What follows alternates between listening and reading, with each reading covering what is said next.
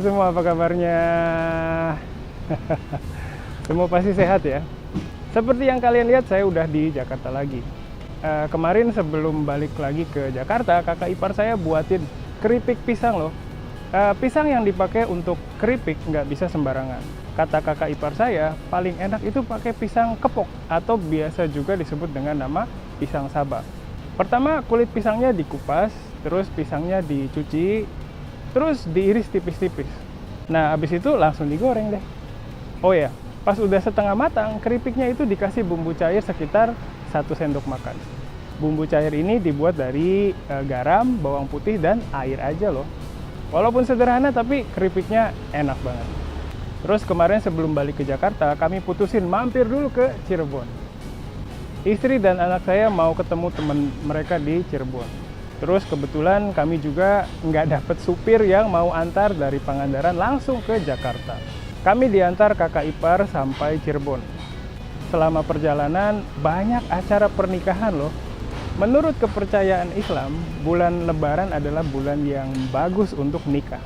Terus pas di Cirebon kami langsung makan makanan khas Cirebon, yaitu nasi jamblang.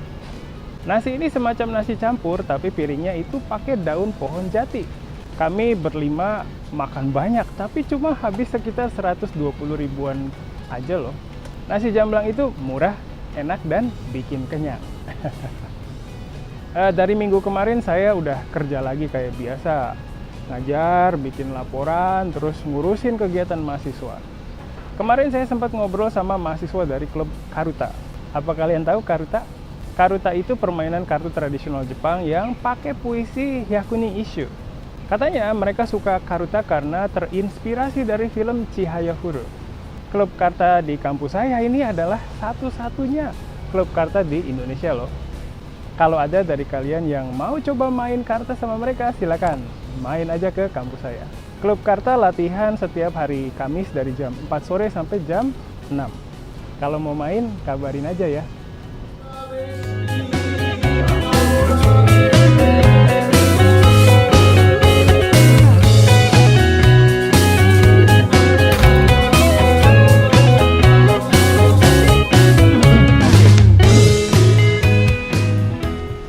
Itu tadi cerita keseharian saya.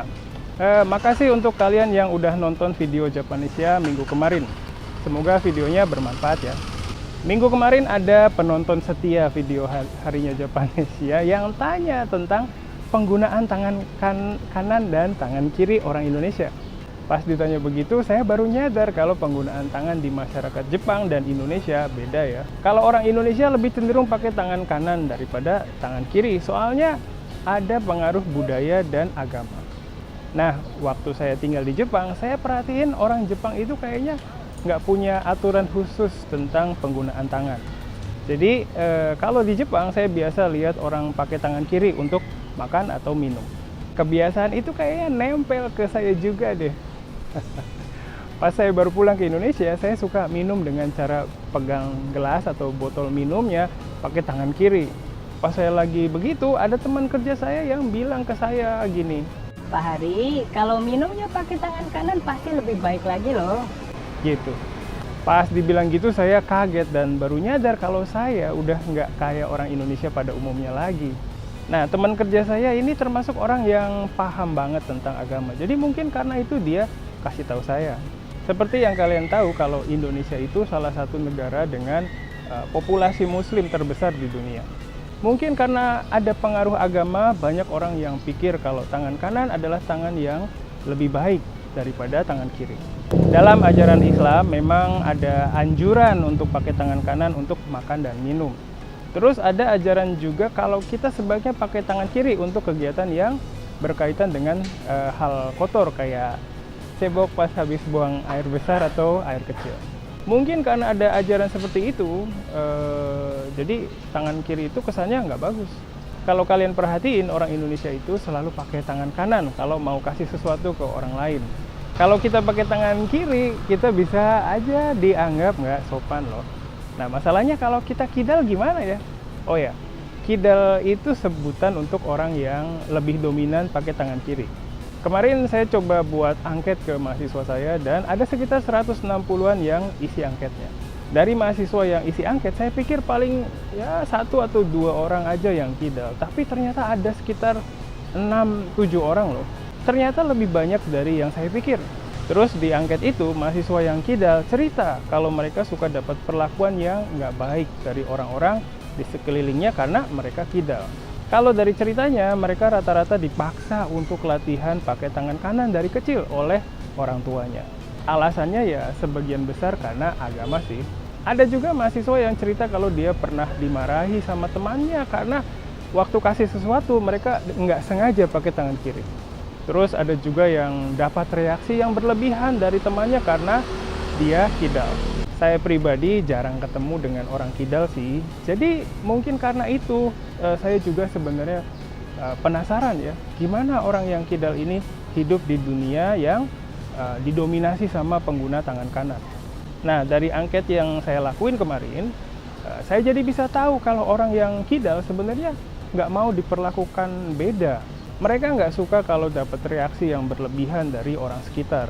Mereka mau orang-orang di sekitarnya sadar bahwa manusia itu macam-macam dan itu bukan masalah. Sebenarnya dalam ajaran Islam juga nggak ada aturan yang spesifik mengenai penggunaan tangan kiri. Tapi penggunaan tangan kanan memang dianjurkan oleh Nabi Muhammad. インドネシア語を学ぶ最高の環境がここにある。ジャパネシアライブカレッジ。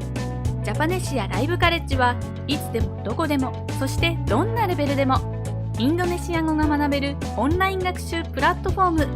ライブ授業、自分のレベル、学びたい内容に沿った講師の授業に参加し放題。入門者から上級者まで、翻訳授業からフリートークまで様々な授業が揃ってる。ライブ授業に参加できなくても後から動画がいつでも見返せます。でも一人じゃ不安。そんなあなたも安心。 JLC では受講者同士の交流もできます。わからないことは Facebook グループでいつでも質問ができる。特集コンテンツ、多彩なコンテンツを手軽にオンラインでリスニング、日常インドネシア語アニメーション教材、語彙、文法、あらゆる教材が使い放題。初心者でも1日3分から毎日学習ができる。上級者にも検定対策したい人にも自分に合った学習コースが組める。インドネシア人と話したい、検定に合格したい、もっとインドネシアと近づきたい。 JLC はそんなあなたの願いを応援します。登録は簡単。新規登録から必要な情報を入力するだけ。いろいろたくさん、いつでもどこでも。ジャパネシアライブカレッジ。